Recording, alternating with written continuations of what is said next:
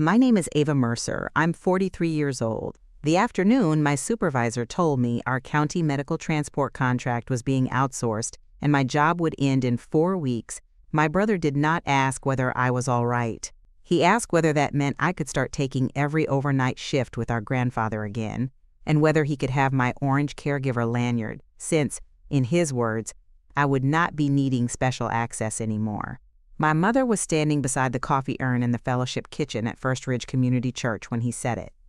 She had one hand on a foil tray of ham sliders and the other on the new weekly rota she had printed out in color. My sister-in-law Brenna was scraping frosting off the last corner of a sheet cake with a plastic knife. 2 women from the quilting group were stacking paper plates near the sink. Somebody had left a slow cooker plugged in by the wall, and the smell of cream of mushroom and black pepper hung heavy in the room. It was barely 4 in the afternoon, and I had been laid off for less than an hour. What they did not understand, not one of them, was that the lanyard Cole wanted was not just a strap with a county card clipped to it. It was the only reason half the systems around my grandfather still opened when they needed to. By the time my family learned that, they had already chosen their parts. I had not planned to stop by the church at all. I had planned to drive straight home, sit in my car for 10 minutes, maybe 20, and decide whether I wanted to tell anyone the truth that day. Instead, my mother called while I was still sitting in the parking garage behind Prairie Mobility, my badge on my lap and my severance envelope folded under my purse. She said they were cleaning up after the bereavement luncheon for one of the deacons' wives and asked whether I could swing by, because Walter had a 6 o'clock insulin window and Brenna had forgotten the cooler pack. The strange thing is that I almost told her no. Almost. Then I did what I had done for years. I turned the key, drove north, and made myself useful. When I walked into the fellowship kitchen, the first thing I noticed was the rota. My mother had taped it to the refrigerator with blue painter's tape like it was a school announcement. Monday through Sunday, 8-page M, check. Midnight glucose check. 2 a.m. bed alarm response. 5:30 transport prep on dialysis days. My name filled nearly every box in the left column.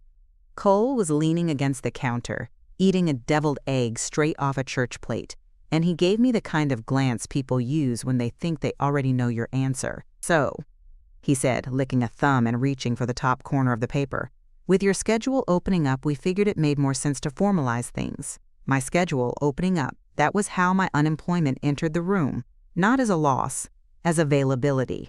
My mother looked at me over her glasses in that brisk administrative way she had when she was turning someone else's burden into an agenda item. "Brenna needs sleep," she said. "The baby is due in October. Cole has his early cruise starting again next month. You're the one with the training, and now your evenings won't be such a scramble. This is the practical solution." Brenna nodded without looking embarrassed, which I noticed because if I had been standing where she was, I would have been embarrassed. She set the plastic knife down on the edge of the cake tray and wiped her fingers with one of the church napkins. "And if we're making it official," she added, "Cole should probably carry the mileage card. He's doing more driving than anybody." That was not true. It was not even close enough to true to be called exaggeration. In the previous 12 months, I had driven Walter to dialysis 73 times, podiatry 6 times, cardiology 4 times, and 1 humiliating emergency dental appointment after he cracked a molar on a soft peppermint and then insisted for 2 days it was nothing.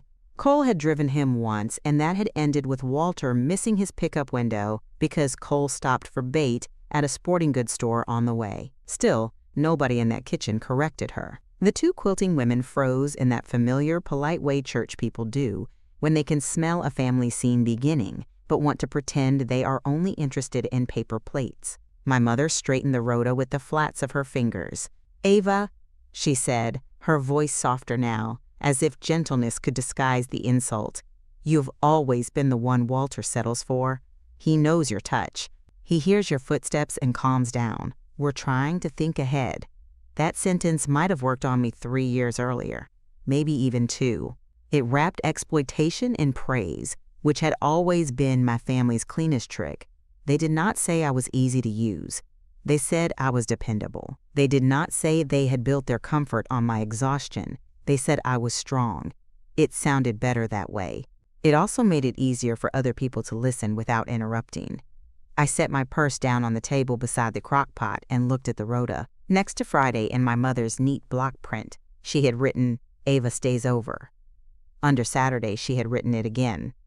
Under Sunday, "Ava bring extra scrubs." She had already planned where I would sleep. Not my apartment, not my bed. The narrow cot in the den outside Walter's room, the one with the metal bar that pressed into my hip after 3 hours, and the faded Afghan that smelled faintly of menthol and old laundry detergent. "When did you make this?" I asked. Cole smiled before my mother answered. "During cleanup," he said. "We were being efficient. There is a special kind of humiliation in realizing your life has been reorganized while you were still sitting in an HR office. It is not the biggest pain. It is not even the sharpest. But it is precise. You can feel where it enters." My mother lifted the cooler bag off the counter and handed it to me like the conversation had already concluded. "We need to review the med drawer after dinner," she said. "And if you could stay tonight, that would help. Walter had one of his wandering spells at 2:06 this morning." 2:06. That time lived in my body. I knew what the den looked like at 2:06. The line of gold under Walter's door, the click before the bed alarm, the drag of his slippers on hardwood, the smell of iodine cream and wintergreen rub, the shape of his shoulders in the hallway, broad once, bent now, confused and furious when he woke in the dark and did not know where his own hands belonged. I also knew that when Walter wandered at 2:06, I was usually the one standing barefoot on somebody else's floor while the rest of the house kept sleeping. Cole took another bite of the deviled egg and nodded toward my lanyard clipped to my bag. "If we're being smart," he said, "you should hand me that now so I can start learning the system. No point waiting until the last minute." That was when I understood this was not only about labor. It was also about access. The card on that lanyard opened the lockbox at Mercer House Pharmacy after-hours pickup. It verified family transport authorizations for the county fuel reimbursement portal. It let me confirm Walter's dialysis schedule without sitting on hold behind 6 transport brokers and an insurance menu. It was not power in the grand way people talk about power. It was smaller than that, quieter, more useful. It was the difference between a thing moving and stalling. I looked at Cole for a long moment. He mistook my silence for uncertainty. Most people in my family always had. "Ava," my mother said, more sharply this time, "I'm talking to you." I nodded once, not because I agreed, because I knew if I spoke too soon, I would say what I really thought. And what I really thought in that moment was not useful. "Walter's 6 o'clock insulin is in the cooler?" I asked. My mother blinked. The question was not what she wanted. "Yes," she said. I picked it up. "I'll take it to the house." Cole laughed under his breath, the sound of a man who believed he had already won something. "Good," he said. "Then we can go over the badge stuff when you get there."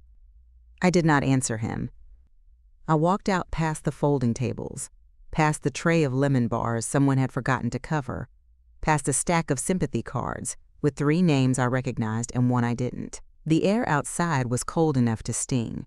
Early April in Iowa always looked like it was about to become spring and then changed its mind overnight. There was dirty snow still packed along the edge of the lot, and the church dumpster smelled faintly of coffee grounds and cut ham.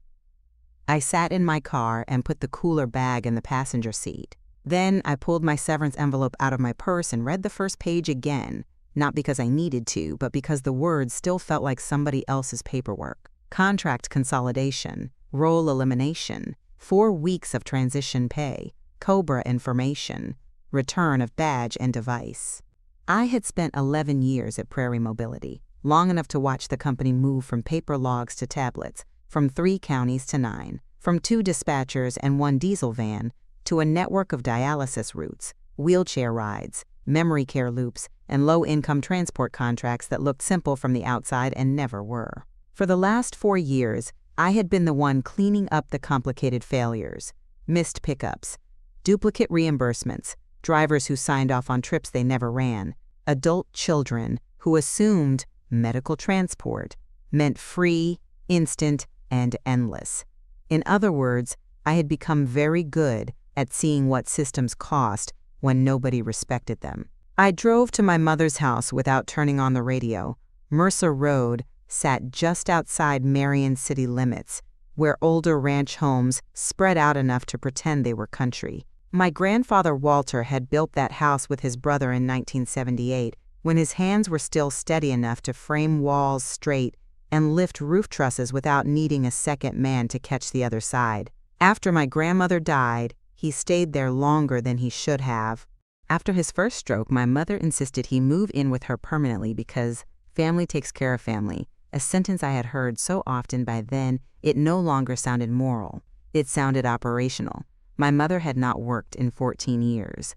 She used to do part-time floral work for a grocery store and wedding side jobs on summer weekends, but once Walter moved in and Cole's life kept skidding sideways in new directions, she shifted from employment into management. Not of money, because I handled most of that. Not of medicine, because the labels confused her. Not of schedules, because she never remembered which portal needed which password. She managed people. More specifically, she managed guilt. That is a real skill. I want to be fair about that. She knew exactly how to say, "You're the only one he trusts," in a tone that made refusal sound like cruelty. She knew how to say Cole is under a lot of pressure right now, and turn a 35-year-old man's poor planning into a weather event the rest of us had to accommodate. She knew how to say Brenna's hormones are all over the place and use pregnancy like diplomatic immunity. And she knew how to say my name with just enough disappointment in it that I would start rearranging my week before I had consciously agreed to anything. By the time I pulled into the driveway, I already knew the house would smell like microwave soup and cedar chest dust. Walter's front room always did after dialysis days. Sure enough, the minute I opened the door, I got the warm, flat scent of canned chicken noodle and the sharper note of rubbing alcohol.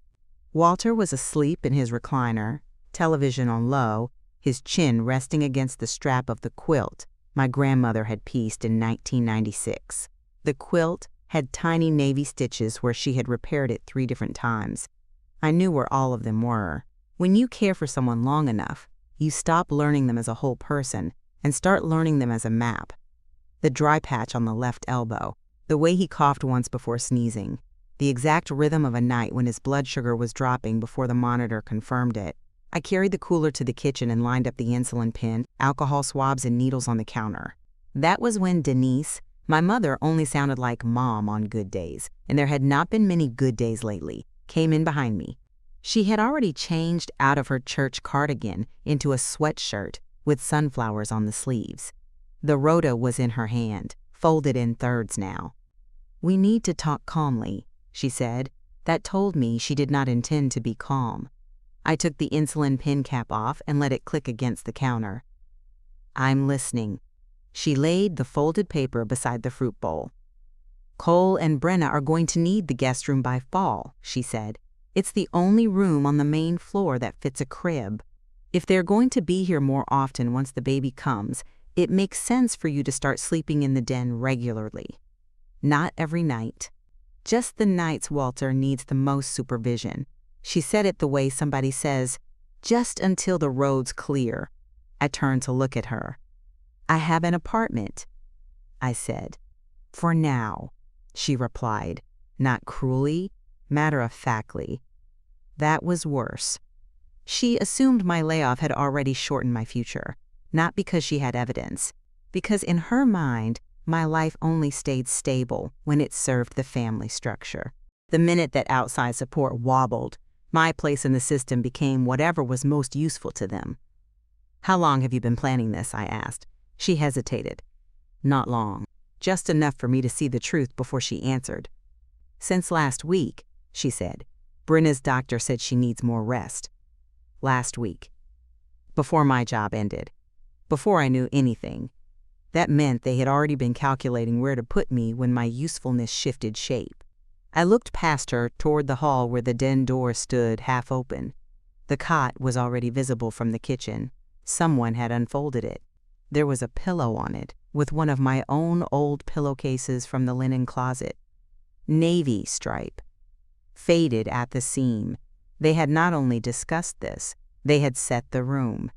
A strange calm came over me then, the kind that looks like acceptance from the outside and is actually assessment. I gave Walter his insulin at 6. He woke just enough to squint at me and ask whether the Cardinals had won, though he had been a Cubs fan his entire life and had not willingly watched baseball in 2 years. Then he fell back asleep. At 6:30, I checked the med drawer, updated the pill organizer, and noted that somebody had once again set the blood thinner refill behind the stool softener where it did not belong. At 7:10, I took out the kitchen trash because the smell was turning. At 7:20, I reset the bed alarm batteries because the low warning had been chirping since I came in. Nobody thanked me. That part is not dramatic, but it matters. At 7:35, Cole came in from the garage with a wet patch of sawdust on one boot and asked if I had that card situation ready. Brenna followed him with her hand on the underside of her stomach in the very specific way pregnant women do when they want the room to remember they are pregnant. She wasn't theatrical about it, I'll give her that. Brenna's power was subtler. She rarely asked directly. She just occupied the kind of fragile importance everyone else organized around. "I made a list," Cole said, pulling his phone from his back pocket. "The things I'll need for Walter if I'm going to help more. Badge, pin for the fuel site, lockbox code, dialysis number, pharmacy after-hours line, whatever else you do, as if the labor had always been a cluster of passwords. I dried my hands on the dish towel and folded it over the faucet. "Why would you need the fuel reimbursement portal?" I asked. He frowned like I was being difficult on purpose. "Because I'm driving him." "No," I said, still calm. "You're talking about driving him. Those are not the same thing." Brenna sighed before Cole could answer, a soft put-upon sound designed to make the speaker look like the only mature person in the room. "Ava, nobody's attacking you," she said. "We're trying to plan like adults." I looked at her then, really looked. Brenna had a way of speaking in phrases she picked up from podcasts and women's groups. Plan like adults, protect our peace, honor what season we're in.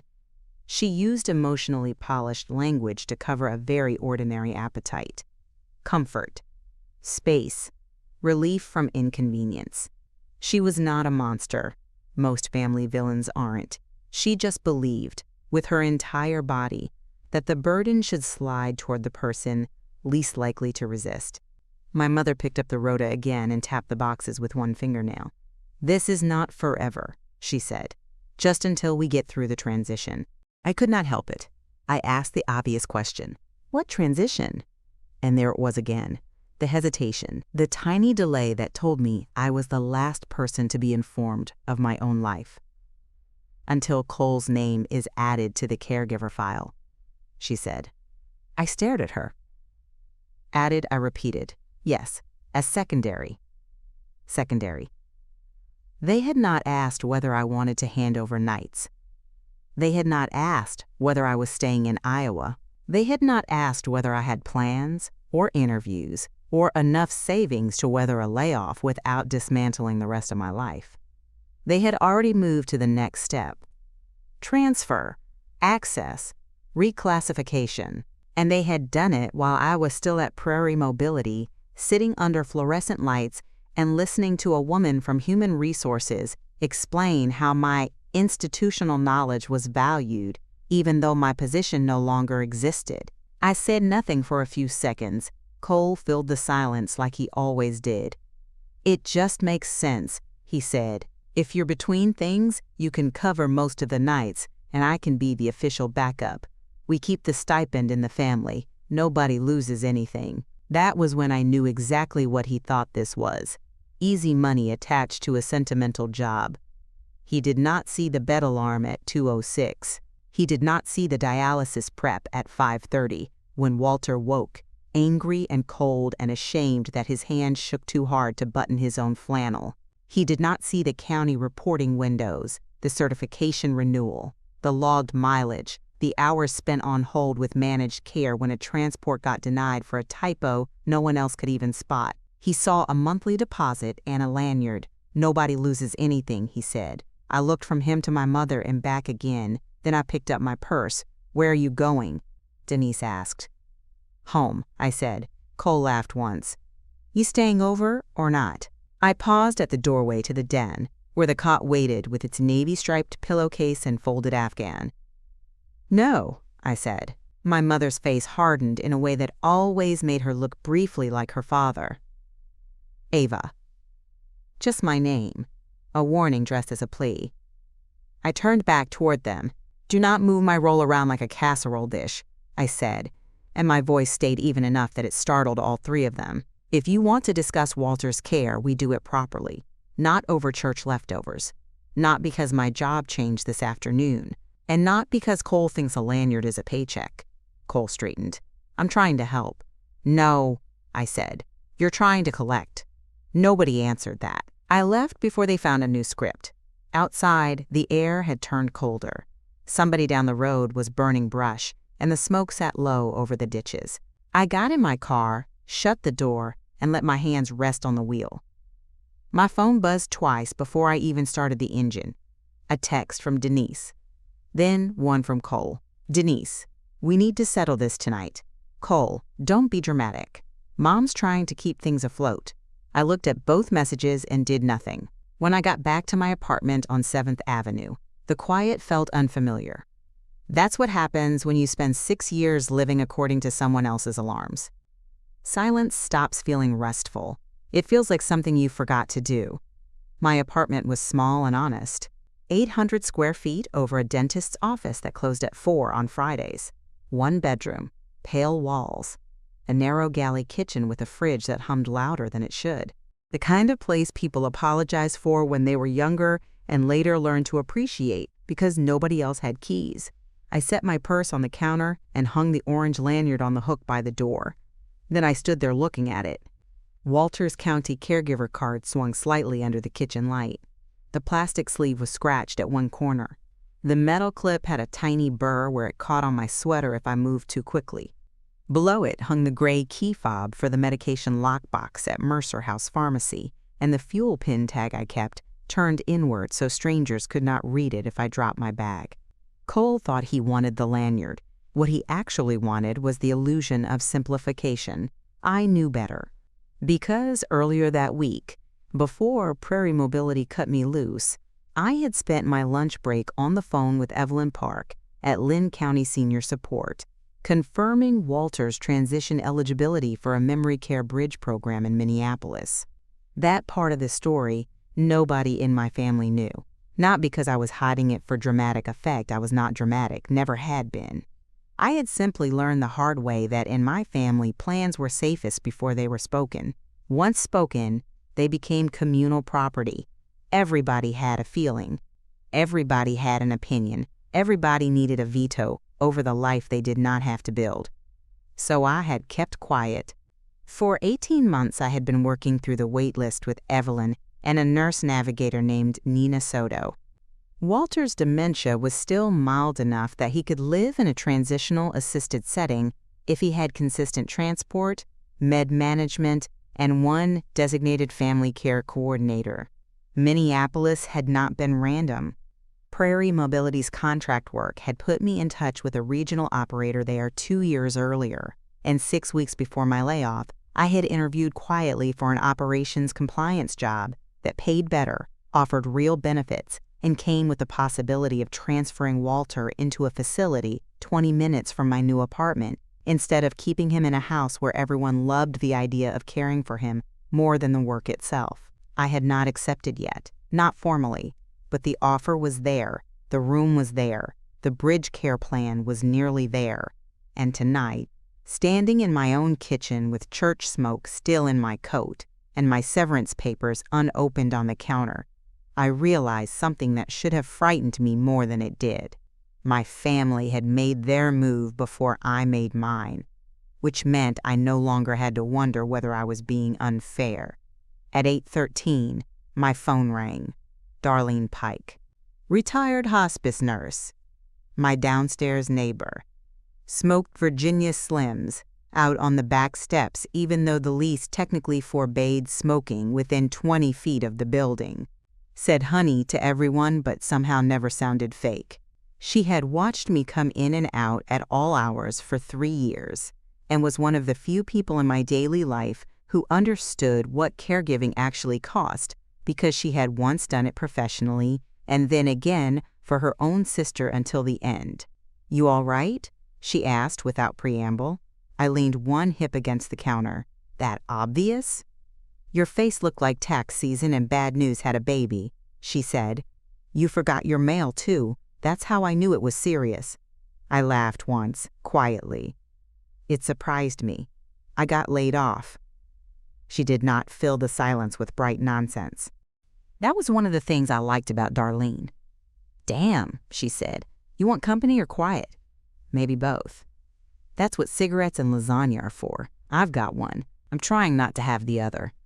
10 minutes later, she knocked with a foil pan under one arm and her reading glasses sliding down her nose. I told her the short version first. Prairie mobility. 4 weeks. Church kitchen. Cole asking for the lanyard. The rota. The cot in the den. Halfway through, she took off her glasses and set them on the table, with the care of a woman preparing to say something blunt. "They smell blood," she said. I looked at her. "They smell access," she corrected. "That's worse."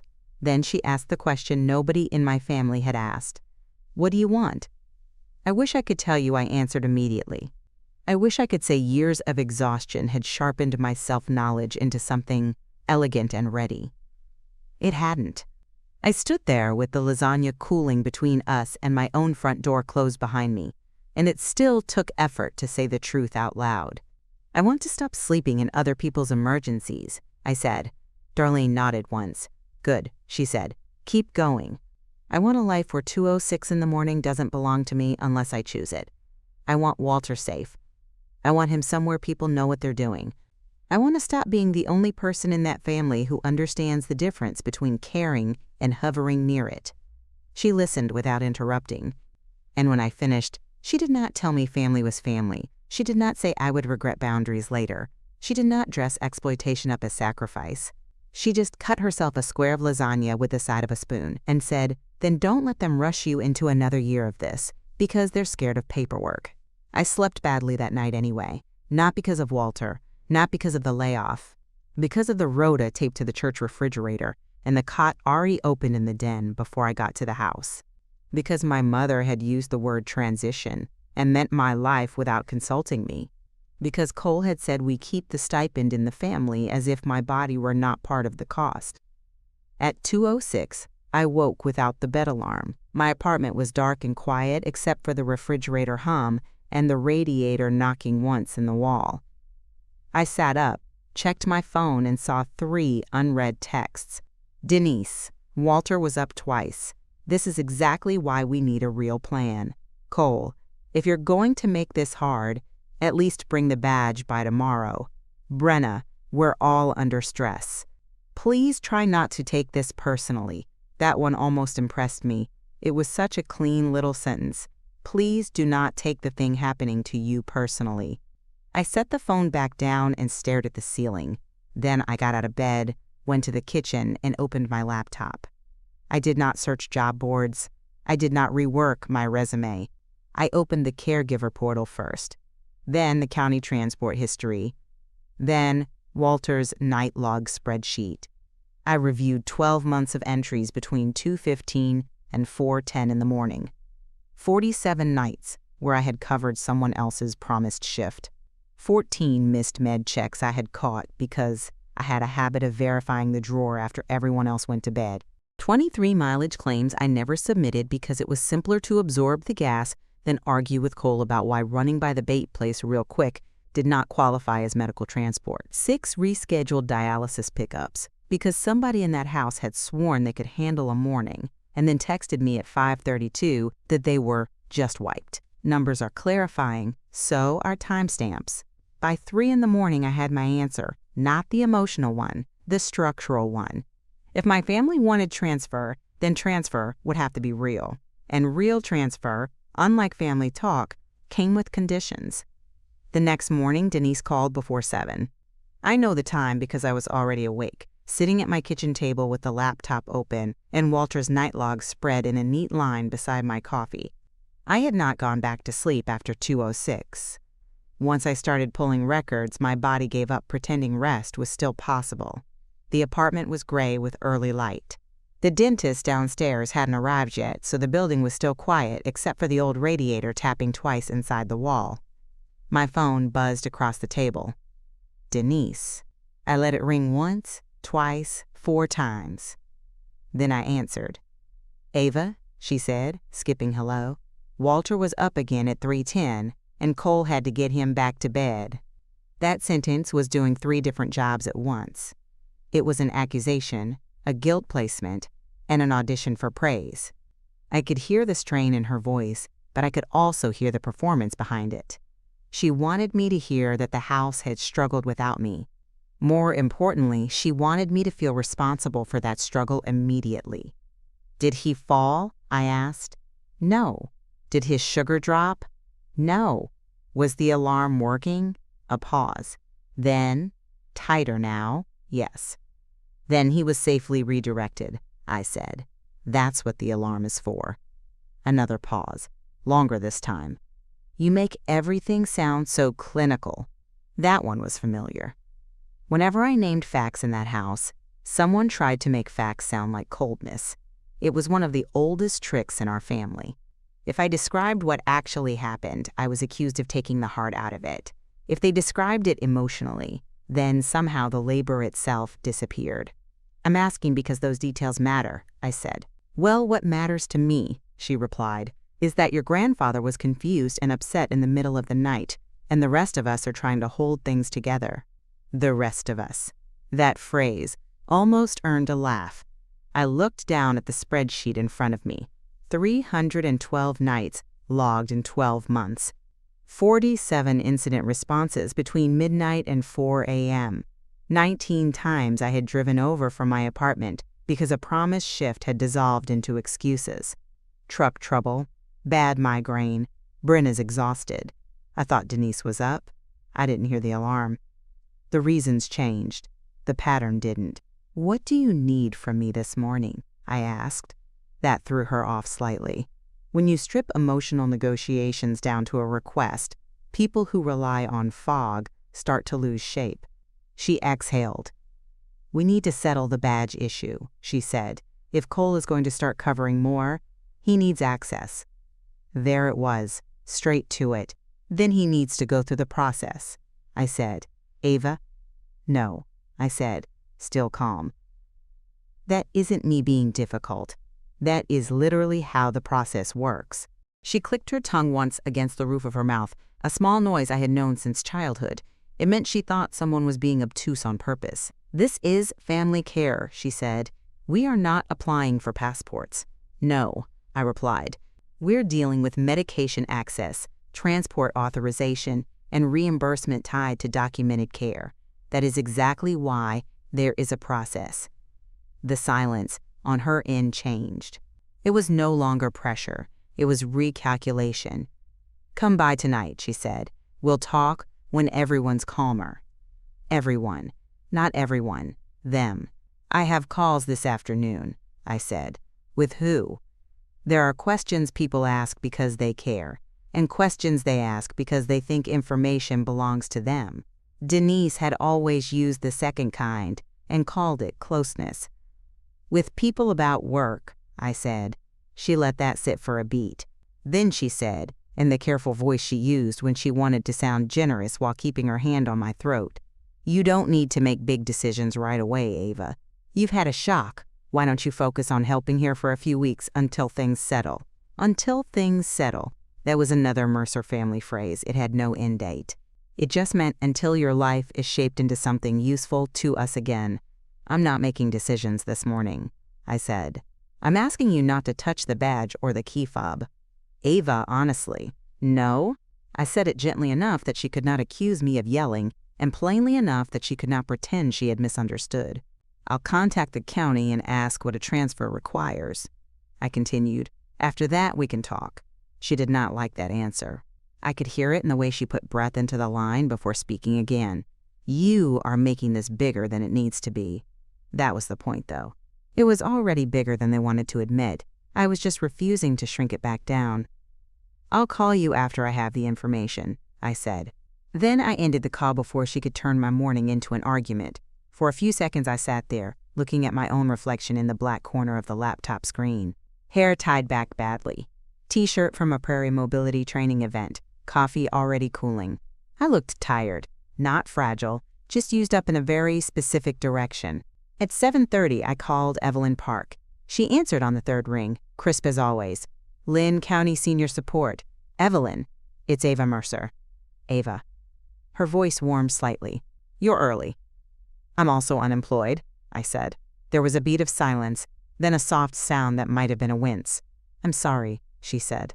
And because Evelyn Park was a competent woman who had no interest in theatrics, she added, Do you want sympathy first or logistics first? I smiled, despite myself. Logistics. That's what I thought, I told her the short version. Layoff. Family pressure.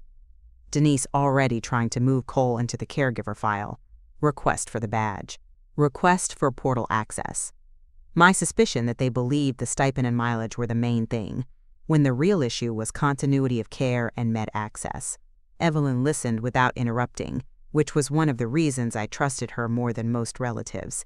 When I finished, I heard paper shuffle on her end, then keyboard tapping. All right, she said. If they want transfer, here's what transfer actually means. I picked up my pen. She began listing items in the same tone I used when I trained new dispatch staff.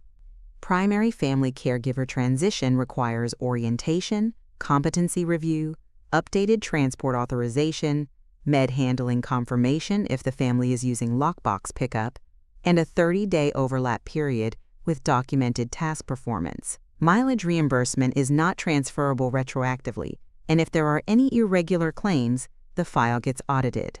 Also, Walter's level of care review would reopen if there's evidence the current overnight structure is unstable. I wrote faster. And, she continued, because he's on the bridge list, any disruption could affect placement timing. So if your family thinks this is just a matter of wearing your lanyard, they are mistaken. The word mistaken sounded very kind in Evelyn's mouth, almost merciful. Can Cole be added as secondary? I asked. Yes, she said, but not by your mother deciding it at a church refrigerator. That got a small laugh out of me. I'm serious, she added. If he wants to step into your place, he has to step into all of it. Nights, logs, appointments, audits, training. The county is not handing family access to whoever wants the card. For the first time since the fellowship hall, my shoulders came down a little. Not because the problem had vanished, because it had shape. What if I'm planning a move? I asked. There was another small pause. Is this the Minneapolis job? She asked. So Nina had told her. Yes, and the bridge slot is still in play, she said. Nina confirmed yesterday. But I need you to hear me clearly. If your family is going to create instability now, you need documentation, not anger, documentation. That sentence could have been carved into the countertop. Not anger, documentation. I looked again at the night logs, the mileage records, the unsent spreadsheet sitting open on my screen. I have documentation, I said. Good, she replied. Then don't argue with them. Let them show you who they are on paper. After we hung up, I sat still for a full minute. Then I made 3 folders. Overnights, transport, medication. And inside them I started building the story my family had never bothered to learn. By noon, Cole had texted me twice. Cole, Mom says you're calling the county. That's unnecessary.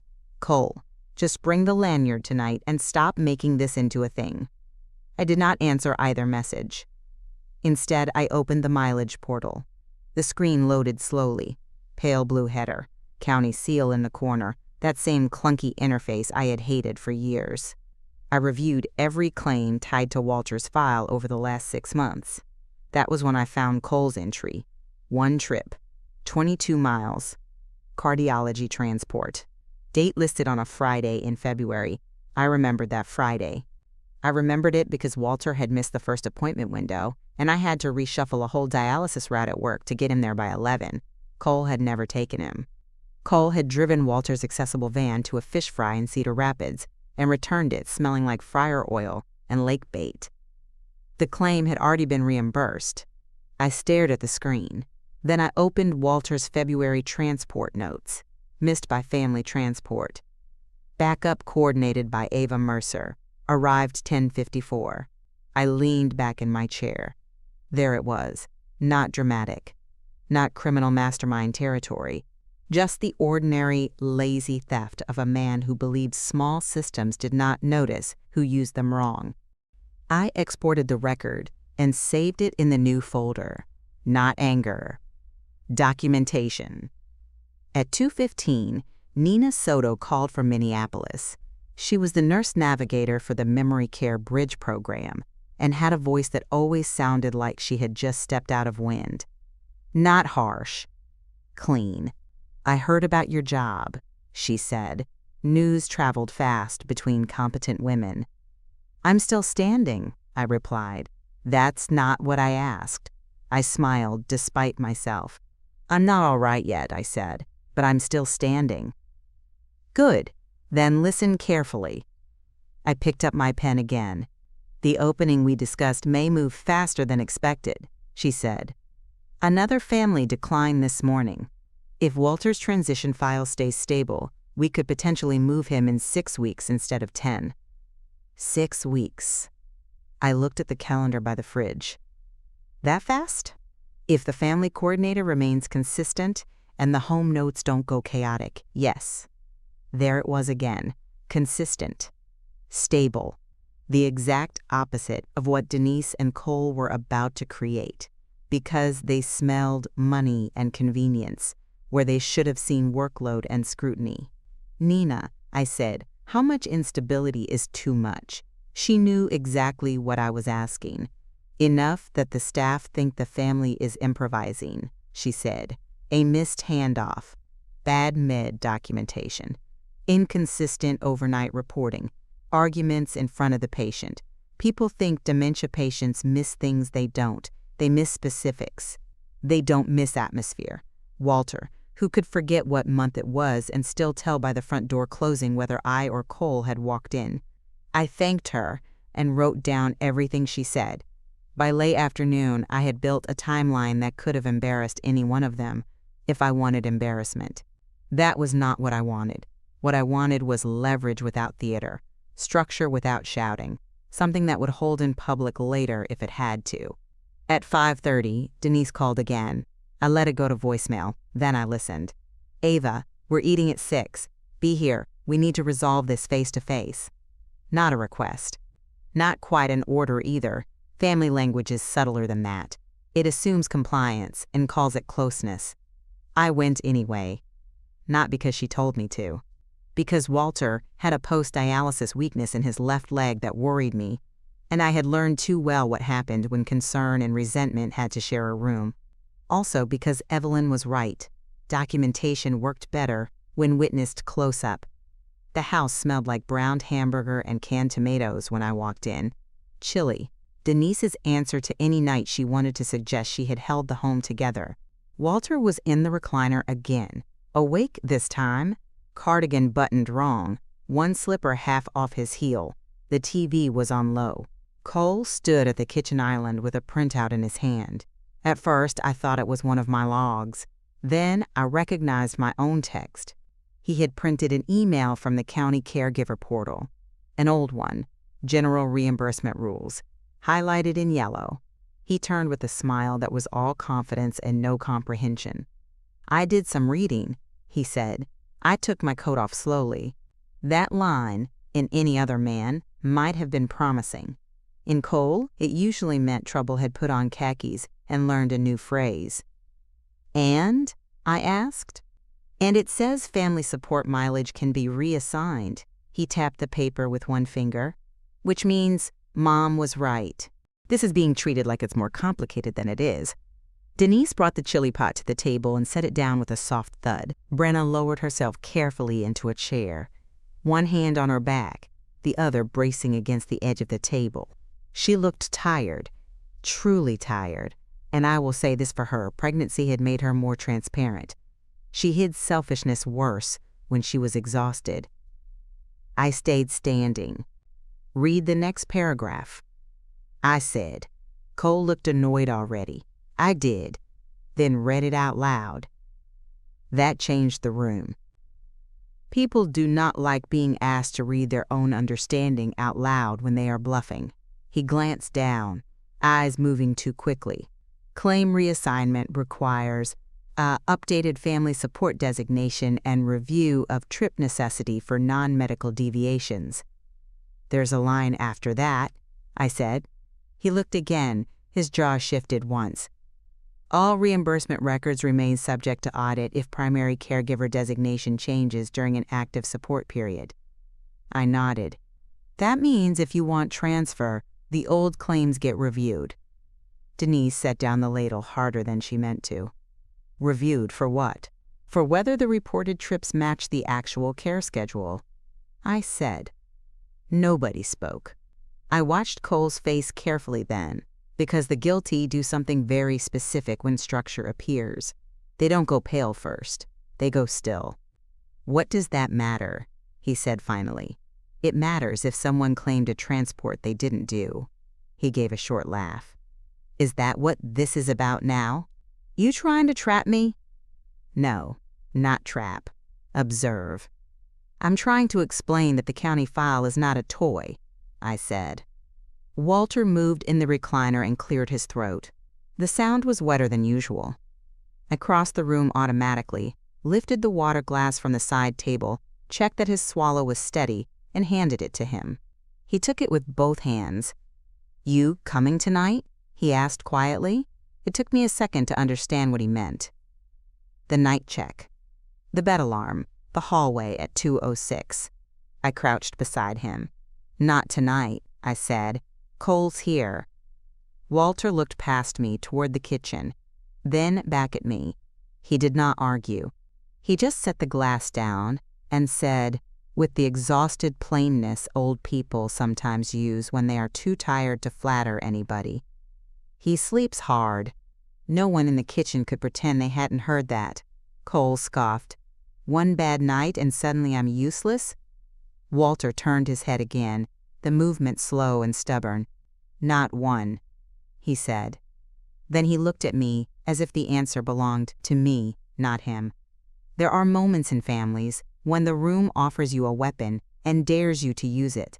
I could have listed the missed checks, the unanswered phone calls, the February cardiology claim, the fish fry. I could have gone line by line until Cole snapped.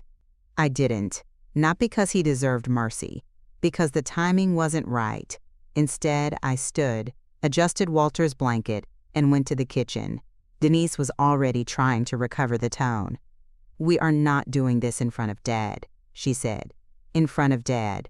Walter had become Dad when she wanted authority, and Walter when she wanted labor delegated. "We are already doing this in front of him," I said.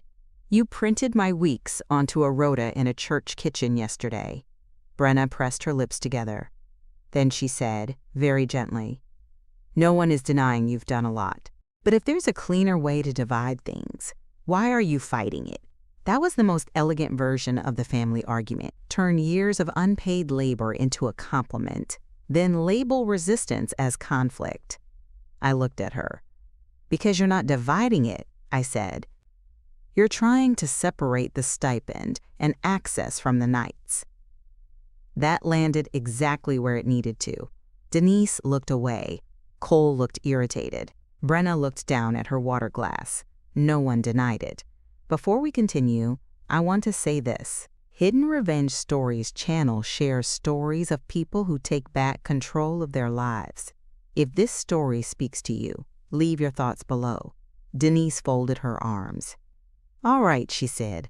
"Let's say that's partly true. Even then, what's wrong with wanting some help from the system? We're family. We're entitled to support." That word. Entitled. I almost thanked her for saying it out loud. "You're entitled to apply," I said. "You're not entitled to skip the work." Cole pushed away from the island. "Fine. Then I'll do the work." He said it quickly. Too quickly. Like a man bidding at an auction for something he had not inspected. Denise turned to him at once. "You would?" "Yeah," he said. "I can do nights for a while. Learn the meds. Drive him. Whatever they need." Whatever they need. There it was, the voluntary step into the trap. My first reaction was not satisfaction. It was doubt. Not strategic doubt. Human doubt. Because Walter was not a paperwork exercise. If Cole actually took nights and failed, Walter would pay the first price. That was always the part no revenge story tells cleanly enough. When people say let them face consequences, the consequences rarely arrive on empty ground. They pass through somebody else's body first. I looked at Walter again in the recliner, blanket slipping toward the floor, one slipper still crooked, and for a second I nearly gave in. Nearly said I would just keep doing it through the summer, through the baby, through Cole's adjustment period, through one more family emergency disguised as weather. That was my weak point, not my mother, not the guilt scripts. Walter. Denise saw the hesitation immediately. Of course she did. Her whole life was built on spotting soft spots. "Ava," she said, quieter now, "nobody's trying to erase what you've done. We're trying to keep Dad here. If you throw the system into chaos right now, he's the one who suffers." There it was, not totally false, which made it more dangerous. I hated that she still knew how to reach the part of me that would rather bleed privately than risk someone else being uncomfortable. Brenna touched her stomach and looked at me with practiced weariness. "We just need a bridge," she said. Bridge. Another good word. A word that sounded temporary and sensible. A word that hit a cliff behind it. I looked from one face to the next. Denise calculating. Brenna appealing. Cole eager. Because in his mind, he had just offered to be noble and expected the room to register it. Walter, half asleep. Chili skin forming in the pot between us. "All right," I said. 3 heads lifted at once. I heard my own pulse in my ears. "All right," I repeated. "If Cole wants the role, we do it formally. Orientation, overlap, everything. I'll stay through the overlap period so Walter isn't exposed to chaos. After that, if the county approves the transfer, the county approves it." Cole smiled. Denise exhaled like victory had finally restored order. Brenna sagged in relief.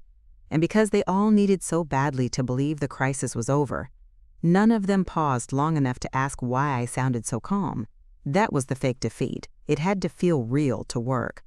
Denise reached for the ladle. "Good," she said. "See? That's all this needed." No, I thought.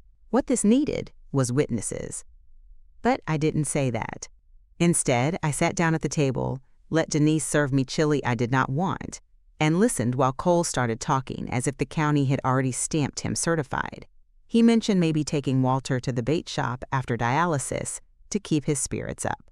He said the mileage thing should be easy if the county stopped making regular families jump through hoops. He asked whether the lockbox code could be texted or whether it was one of those systems old people made complicated for no reason. I answered what had to be answered, nothing more. By the time I left, Denise was already in a better mood than she had any right to be. She followed me to the porch with my empty cooler in one hand and her victory tucked under the other arm.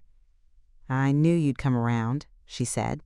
That phrase stopped me on the top step. Come around. As if reality had been a phase. I turned back to her. "No," I said quietly. I agreed to a process. She smiled the way people smile when they think language is decoration. "That's what I mean." It wasn't. But I let her have the misunderstanding. I needed it alive a little longer.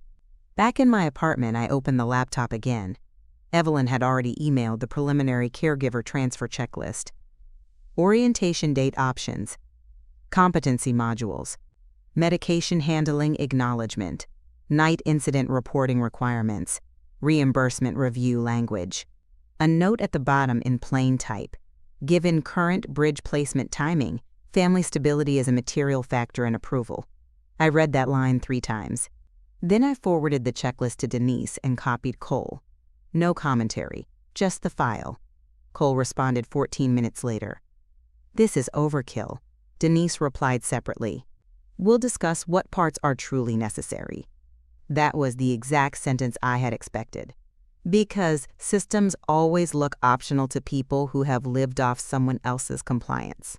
At 10:40, Darlene knocked with a cigarette tucked behind one ear and asked whether I wanted to come downstairs for 5 minutes before she gave herself bad news from cable television.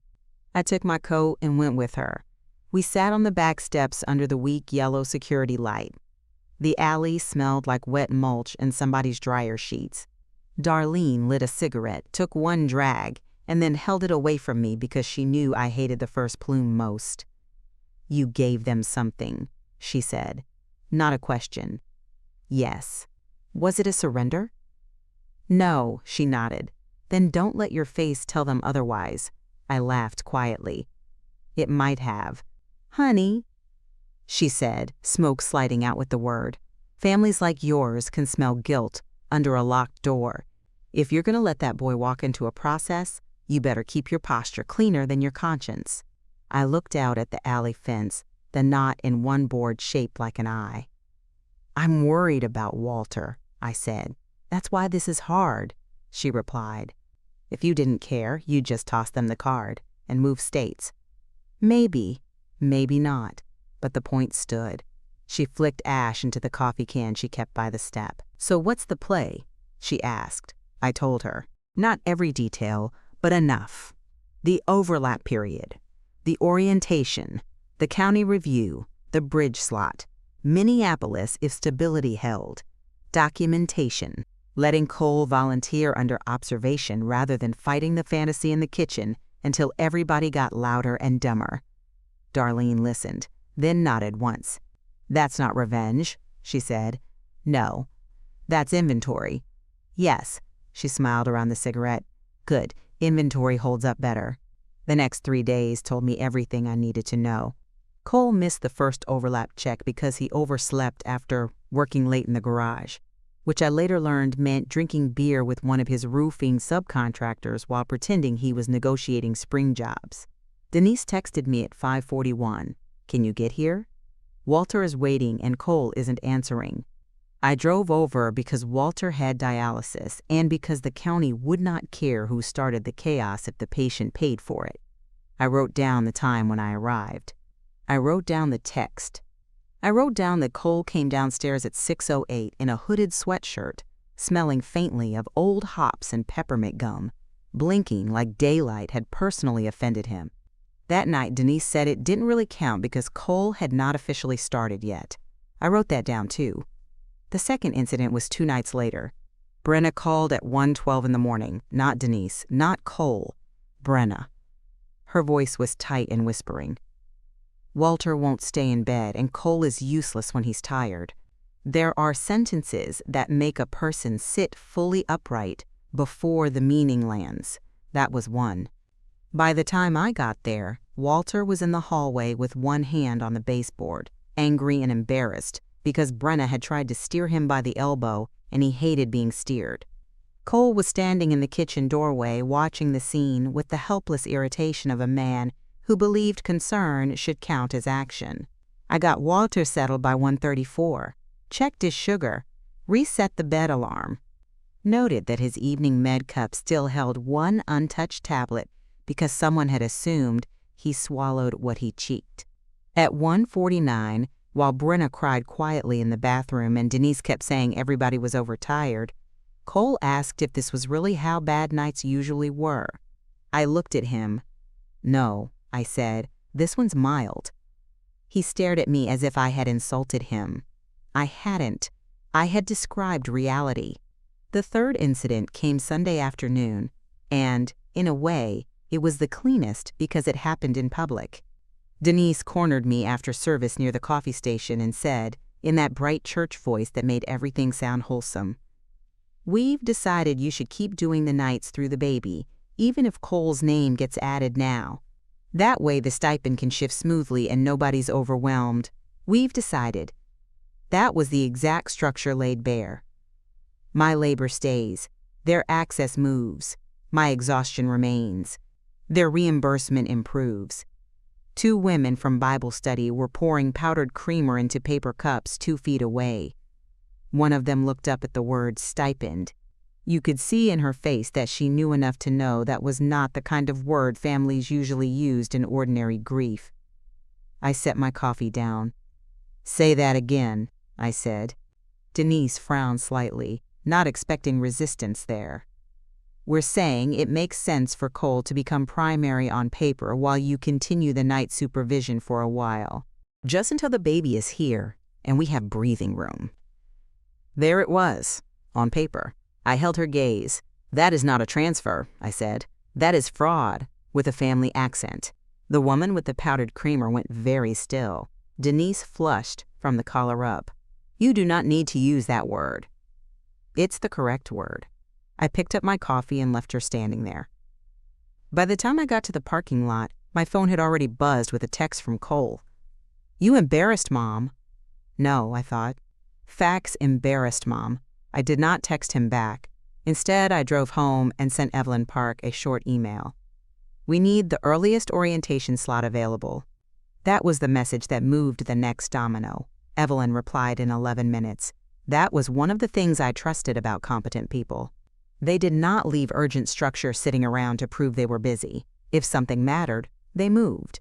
Earliest available orientation slot is Thursday, 8:30 a.m. Senior Caregiver Breakfast and Transition Review.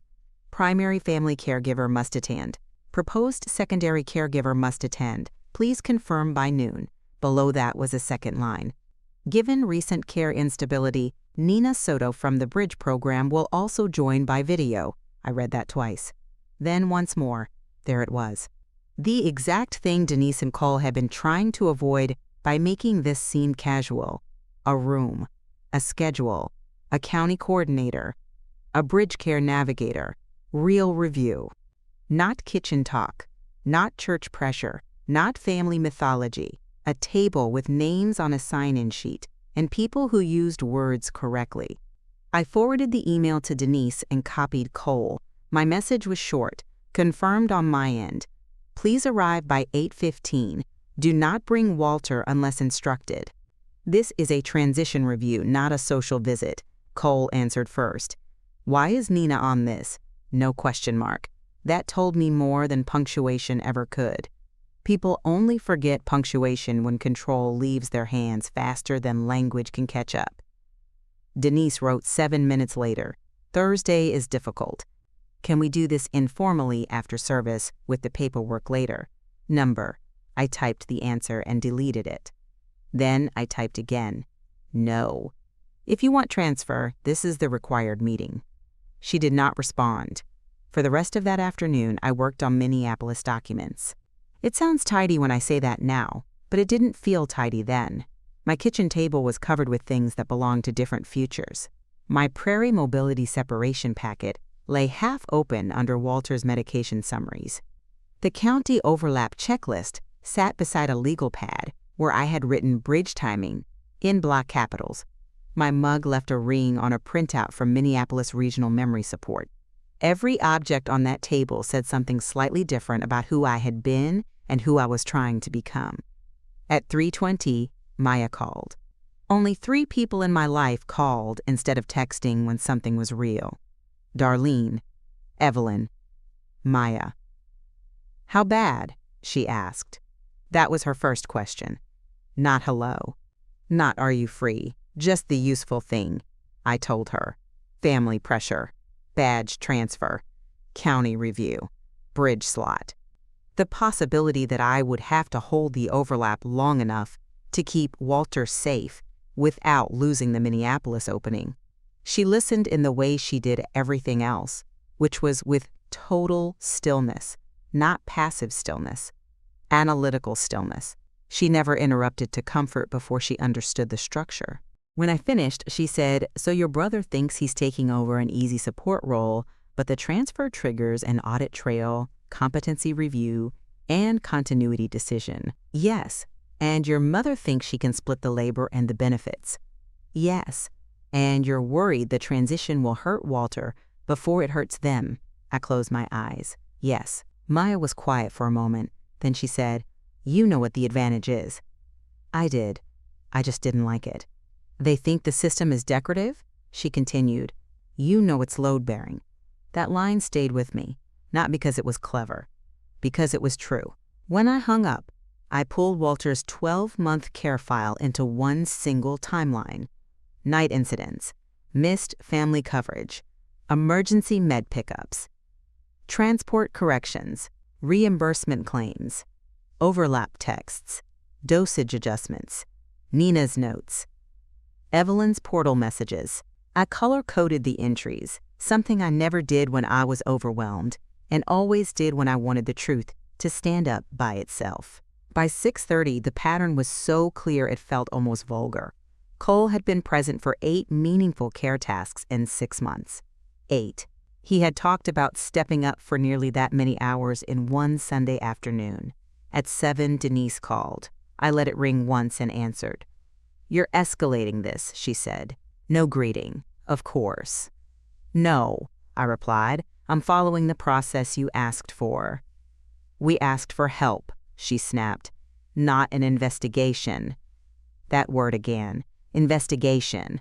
It told me she had finally started reading the attached materials instead of just reacting to their existence. "Nobody is investigating you," I said. "The county reviews caregiver transition. That's normal. Ava, don't do this lawyer voice with me." I almost smiled at that because it revealed something she had never meant to reveal. Fact sounded legal to people who had spent years treating fact as optional. "You wanted," Cole added, I said. "This is how that happens. We do not need Nina Soto from Minneapolis involved." That was the line I had been waiting for. There is always a moment in these stories when the family finally notices the part of the structure they did not know was there. Not because the hero announces it, because they stumble into it while trying to take more than they understand. Nina is involved because Walter is on a bridge care track. I said, "Silence." Real silence this time. Then, in a smaller voice than before, "What bridge care track?" I went still at the table. For 18 months, I had been making calls from parking lots and lunch breaks, managing wait lists and assessments and placement timing, and somehow I was still surprised by how little they had asked. "The memory support transition we've discussed more than once," I said. "No," Denise snapped, recovering volume at once. "You mentioned options. You did not tell me you were putting him somewhere." Putting him somewhere. That was how people like my mother described every placement they did not initiate themselves. As if care outside the family home were abandonment by definition, and not sometimes the cleanest form of protection. "I told you there was a wait list," I said. "I told you his night wandering was becoming unsafe. I told you if the incidents increased, home care would stop being the best option." "You never told me Minneapolis." "No," I thought. "I told you memory support, staffing ratios, med oversight, and bridge availability. You just never listened once the words stopped sounding like sacrifice and started sounding like change." "I'm telling you now," I said. She inhaled sharply. "You made plans behind our backs." There it was. The accusation always waiting behind every adult boundary in my family. Planning without permission. "I made care plans," I said. "Because no one else was." She did not answer for 3 full seconds. Then she said, "Thursday is not happening," and hung up. I sat with the deadline in my ear a moment longer before setting the phone down. Then I emailed Evelyn again. "Denise may resist attendance. Please confirm implications of non-appearance," she replied before bed. "If proposed secondary caregiver refuses the meeting, transfer cannot proceed. Given current instability, primary caregiver remains responsible pending reassessment." That mattered. Not because I wanted responsibility to stay on my name forever, because Denise had just shown me her instinct under pressure. Not to learn the system, to evade it. Wednesday passed in a blur of small administrative violence. Cobra emails, exit forms from Prairie Mobility, one hollow conversation with HR about leveraging my experience going forward. I signed what needed signing and boxed what needed boxing. The fluorescent lights in the office made everyone look like they were already archived. People kept telling me to stay in touch. Some meant it, most didn't. At noon, my supervisor, Rick Henley, stopped by my cubicle with a bakery cookie wrapped in tissue paper and the face of a man who knew his apology would never be large enough. "You were the one who kept the weird cases from catching fire," he said. I looked up at him. "That may be the nicest thing anybody here has ever said to me." He laughed once, tired. "I mean it. If Minneapolis is smart, they won't wait." I had not told many people about Minneapolis. Who told you? Mel in contracts heard you ask for your references in writing. She's nosy, also efficient. That felt right. He set the cookie on my desk. "For what it's worth," he said, "outsourcing doesn't mean the role wasn't necessary. It usually means the people upstairs don't understand what breaks when they remove the wrong one." There it was again, from a completely different corner of my life. Load-bearing. He left before I could say much else, and I sat looking at the wrapped cookie a moment longer than it deserved. Then I put it in my bag for Darlene, who respected free bakery goods more honestly than I did. At 4:20, Cole texted, "Mom says you blindsided her with Minneapolis. If you were planning to dump Grandpa in a facility, just say that. I read it 3 times. Not because it was complicated, because it was so cleanly cruel in the way frightened people become when they need language to protect their appetite. Dump Grandpa, as if I had spent 6 years lifting his body, cleaning his glucose kit, memorizing the sound of his confused footsteps, just to dump him the first chance I got." I did not answer immediately. I wanted to. My fingers even moved toward it. Then I stood, walked to the sink, washed my coffee mug, wiped the counter, and came back. Documentation, not anger. My eventual reply was 1 sentence. "If you want transfer, come Thursday and hear the actual plan." He did not respond. That night, Walter called me himself. The house number flashed on my phone at 8:52, and when I answered, all I heard at first was breathing and the television too loud in the background. "Ava?" "Yes, Grandpa. Are you sick?" There are questions old people ask when the world changes shape around them. They don't always ask the precise one. They ask the one closest to their fear. "No," I said. "Why? You missed Tuesday." I closed my eyes. "I know." A pause. Then, quieter, "Your brother keeps talking like a man trying to borrow a ladder." I sat down at the table. Walter had always had a carpenter's metaphors. Even now, dementia had not erased them. "What does that mean?" I asked. "It means he talks around the weight," Walter said, "not under it." I swallowed past the sudden tightness in my throat. "How are you feeling?" "Like hell warmed over," he said promptly, which made me smile because some pieces of him stayed exactly where they had always been. Then his voice changed. "Your mother says things are changing." They are. "Are you leaving?" There it was. The real question. Not dump, not facility, not stipend. Leaving. I looked at the orange lanyard hanging by my door. "I'm trying to make sure you're safe," I said. Walter breathed into the line for a second. "Don't let them make you tired and call it love," he said. I went very still. Sometimes the dementia pulled him sideways. Sometimes it dropped him directly onto the center of things, with frightening accuracy. I had learned not to ask where those moments came from. I only knew they cost him afterward. "Get some sleep," I said softly. "I sleep," he muttered. "You're the one who doesn't." After we hung up, I wrote that sentence down. Thursday morning came cold and bright in the unforgiving way Midwestern mornings do when the sun is out, but spring has not yet committed. The county senior center sat behind a low brick library annex with a row of flagpoles and a parking lot full of practical cars. Not nice cars, useful ones. The sort driven by social workers, home aides, church volunteers, county nurses, and adult children who had learned how much paper sits behind every gentle phrase like support service. The Caregiver breakfast and transition review happened once a month in a conference room that tried very hard not to look like a conference room. Round tables, navy tablecloths, a tray of scrambled eggs gone slightly dry at the edges, sausage links under metal lids, coffee strong enough to bite, Flyers about fall prevention and caregiver burnout arranged in acrylic holders near the wall. I arrived at 8, early enough to settle myself, early enough to see who else was there. Evelyn stood near the registration table in a blue blazer and practical flats, checking names with one finger on a printed list. A county nurse I recognized from 2 Walter assessments was pouring coffee. 2 couples sat quietly at the far table, one of the wives rubbing hand cream into her knuckles, while her husband read the same one-page handout for the 3rd time. There were no dramatic lights, no podium, no audience waiting for a speech. That was exactly why it mattered.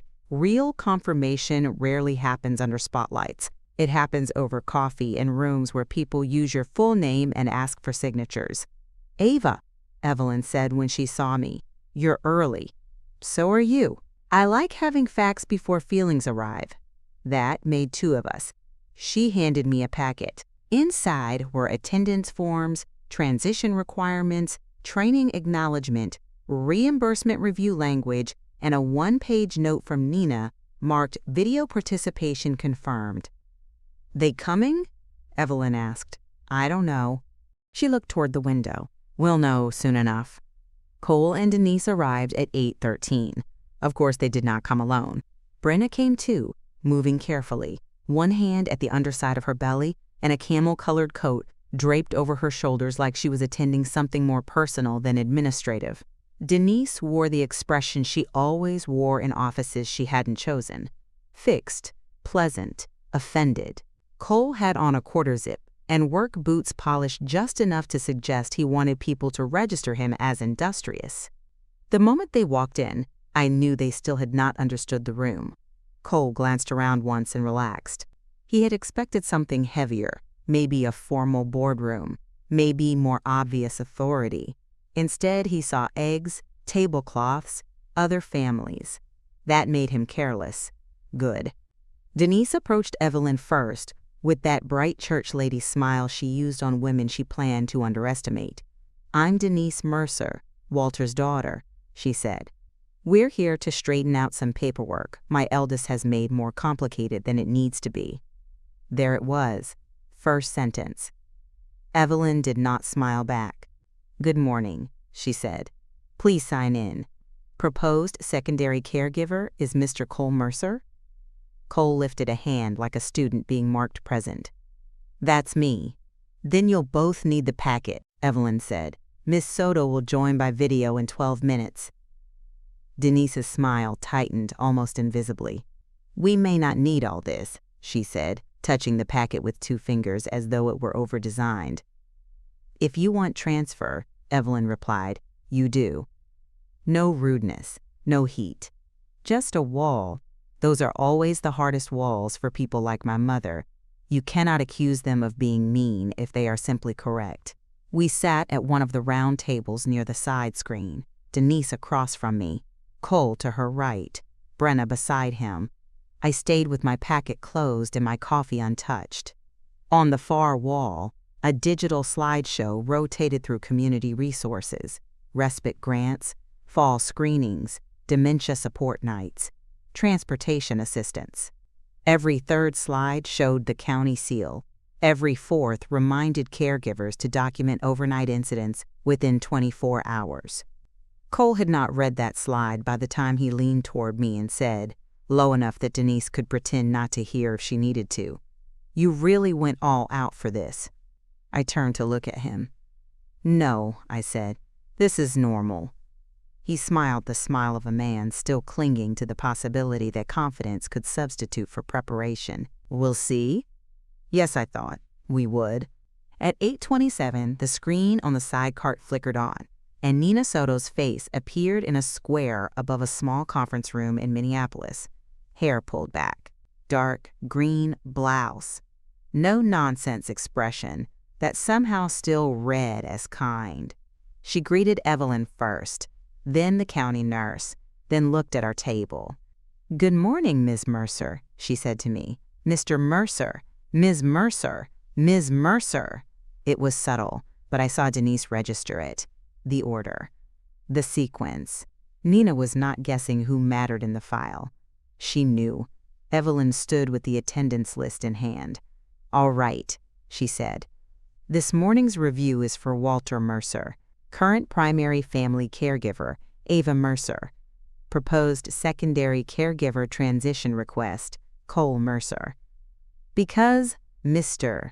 Mercer is on a bridge placement track, and because recent home support notes indicate increased overnight instability, we're treating this as both a transition review and continuity check." Cole shifted in his chair. "Instability is overstating it," he said. "We're just trying to spread things out a bit." Evelyn made a note, not a verbal correction, a note. That somehow hit harder. She went on. "We'll cover 4 areas today: overnight supervision capacity, medication and transport authorization, reimbursement compliance, and bridge continuity, including whether the current home environment remains appropriate." Denise spoke before anyone invited her. "Our father wants to remain at home." Nina's image on the screen did not change. "That preference is in the file," she said. "So is his recorded distress during night-wandering episodes and the family's request for support reassignment. Support reassignment. Again, the clean language of a room that would not let sentiment erase record." The county nurse distributed a 1-page form. Night Response Familiarity Assessment.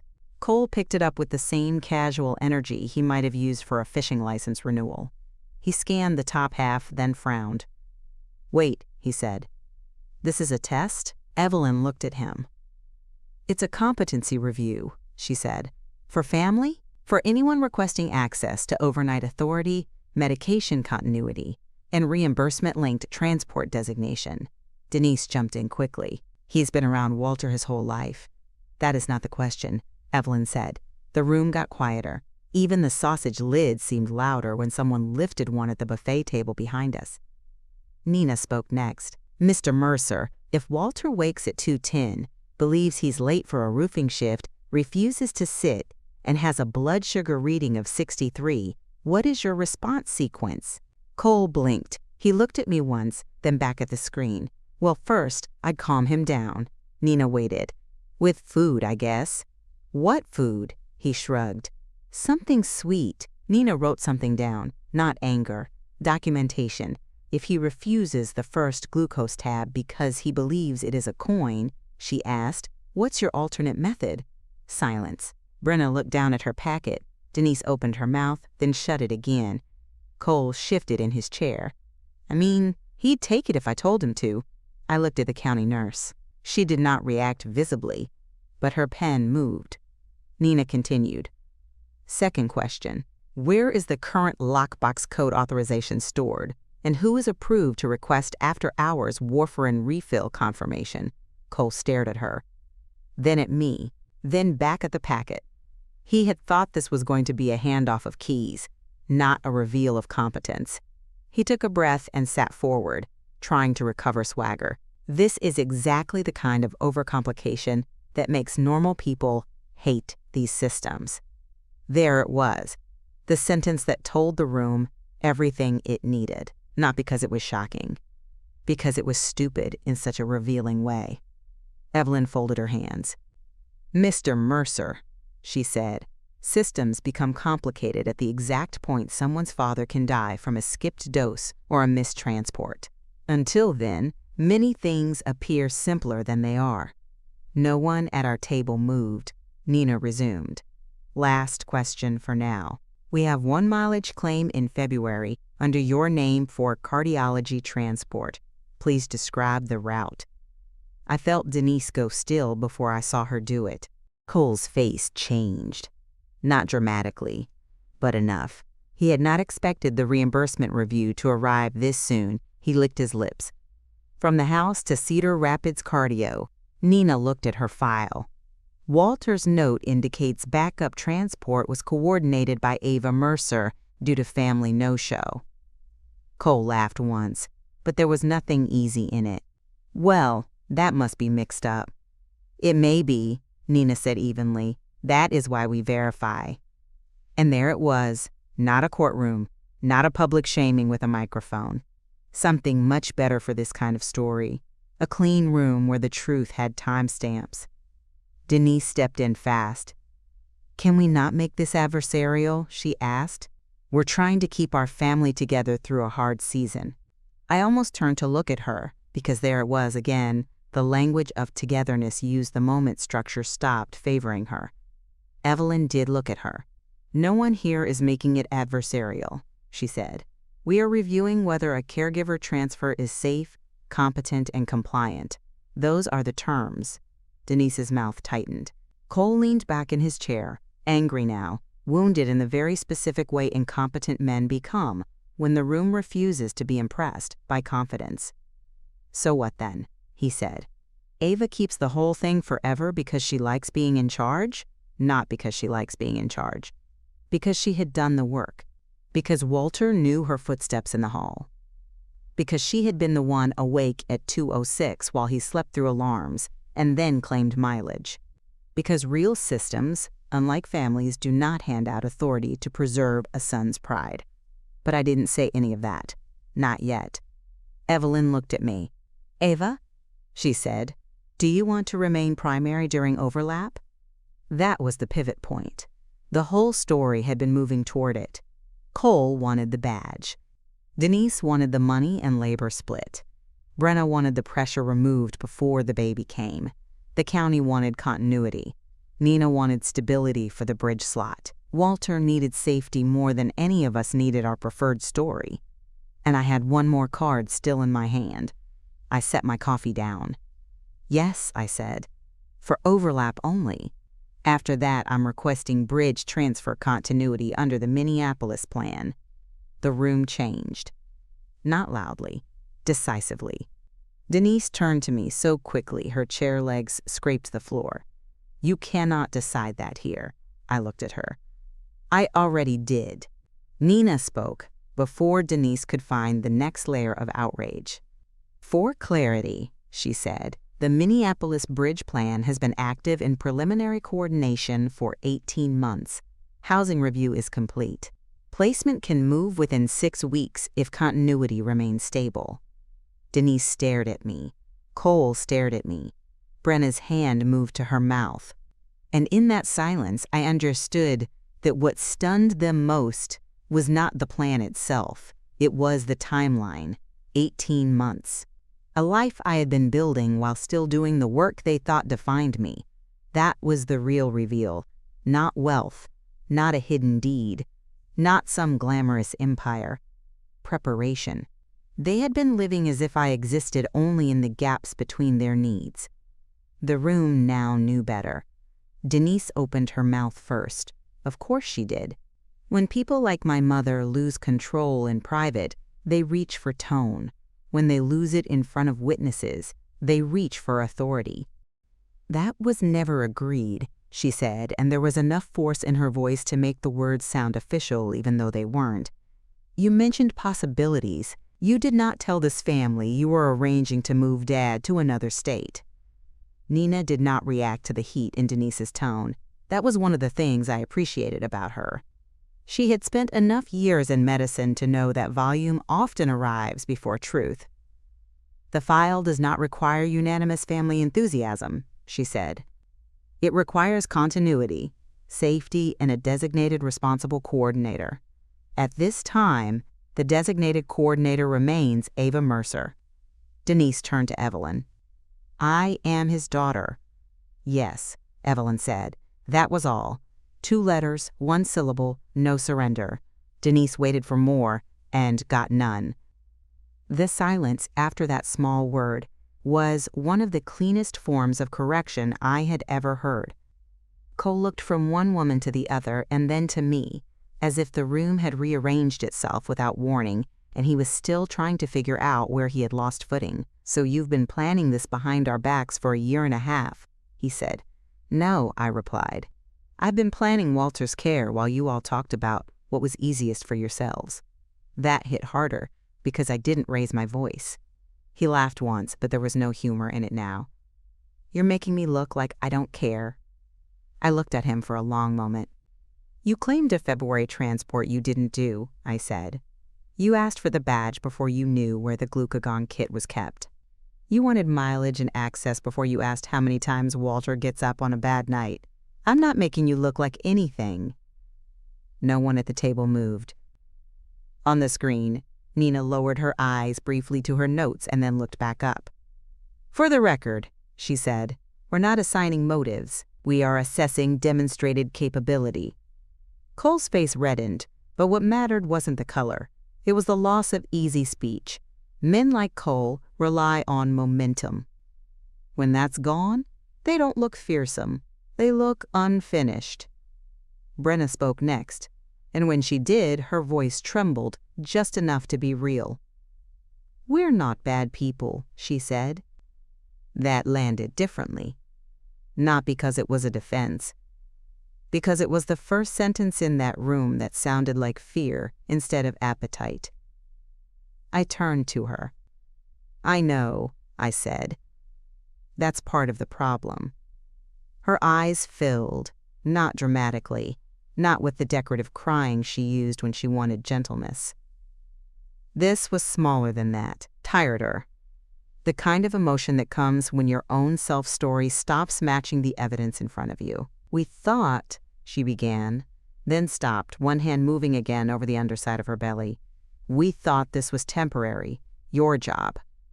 The nights, all of it. We thought if we could just get to October.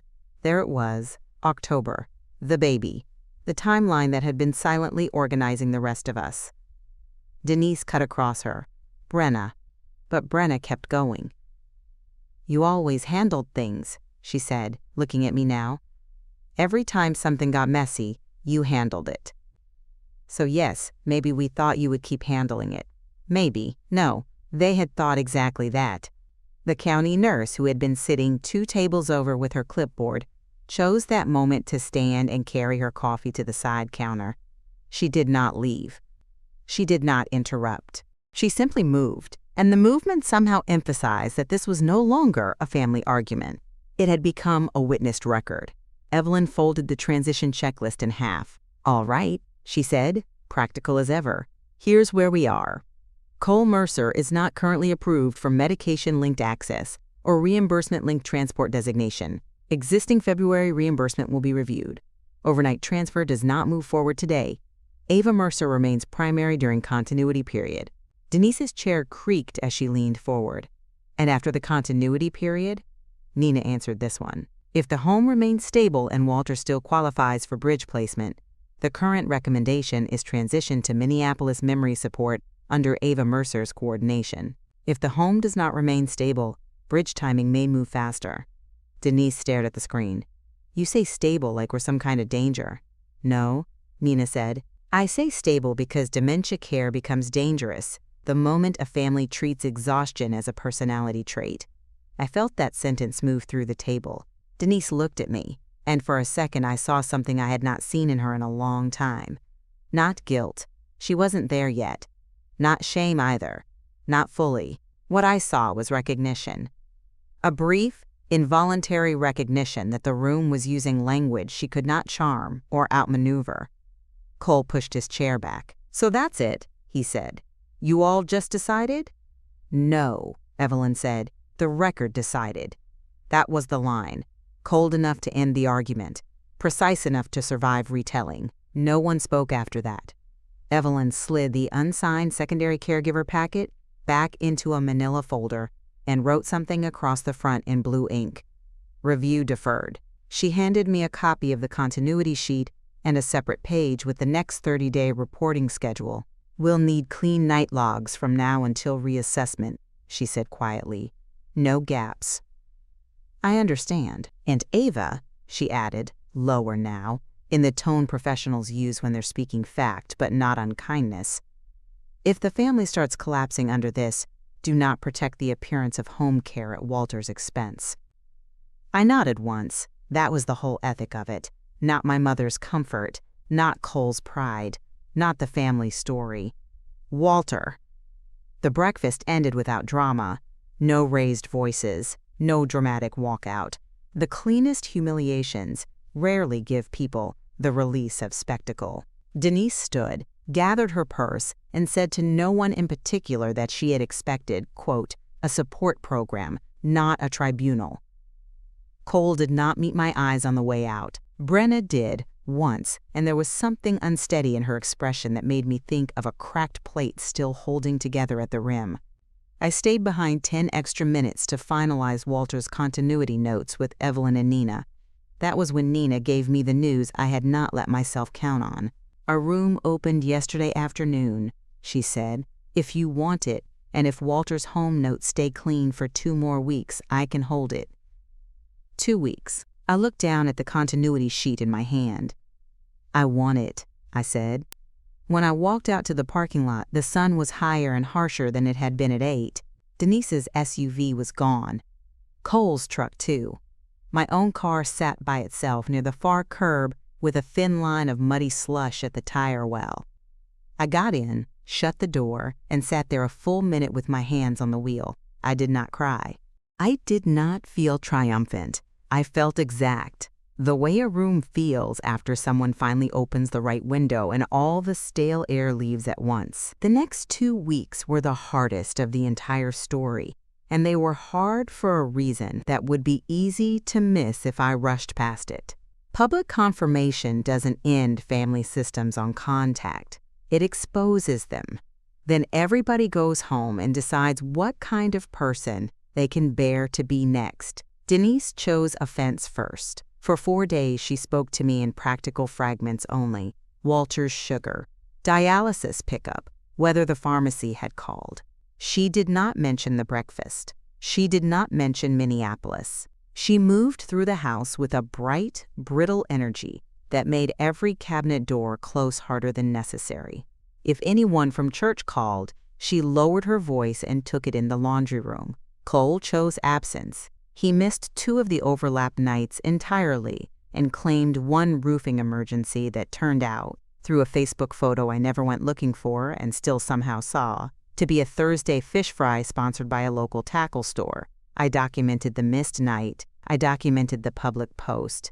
I documented the 1:14 a.m. call from Denise when Walter's bed alarm went off and no one else heard it because the television in the den was still running and Cole had fallen asleep in his work boots.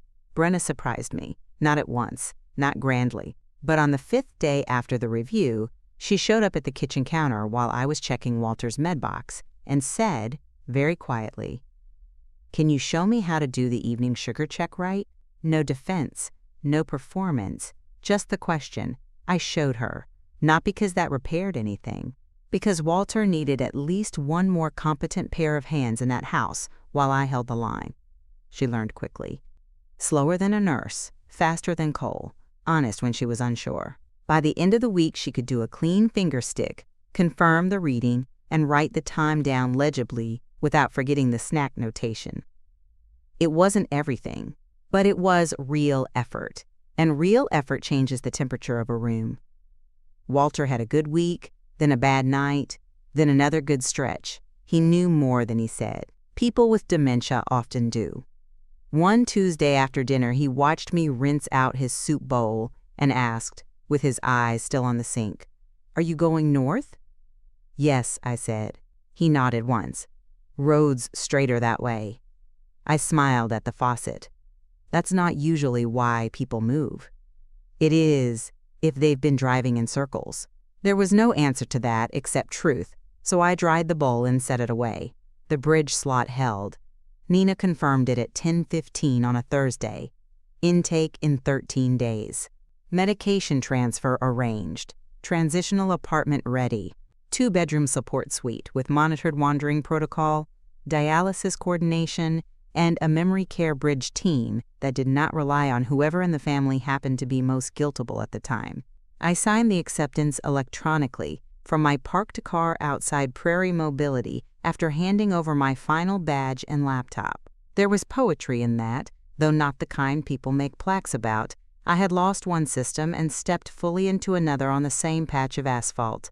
That evening, I told Denise and Walter in the same room. I chose that deliberately. Cole was in the garage. Brenna was upstairs with her feet propped on pillows. The house smelled like overcooked green beans and Vicks Vapor Rub. "Walter has a room," I said. Denise looked up from the coupon circular at once. "Ava." Not angry yet. warned. In Minneapolis, I continued, 2 weeks from Monday, the transition team will handle intake. Dialysis is already coordinated. Walter was in his recliner with a blanket over his knees. He did not look alarmed. He looked tired and attentive. Denise set the coupon page down. "You are telling us," she said slowly, "that after one county breakfast and a bunch of paperwork, you are moving my father out of this house." I met her eyes. "I'm telling you that after 6 years of night alarms, missed coverage, med confusion, wandering incidents, and a transfer request you tried to turn into a stipend shift, he has a safer option. You don't get to talk to me like I'm some stranger who abandoned him." No, I thought. A stranger might have done less damage, but what I said was, "Then don't act like one." Walter cleared his throat. We both turned. "When?" he asked. 2 weeks from Monday." He thought about that, then said, "Can I take the red toolbox?" The question hit me so hard I had to look away for a second. "Yes," I said. "You can take the red toolbox."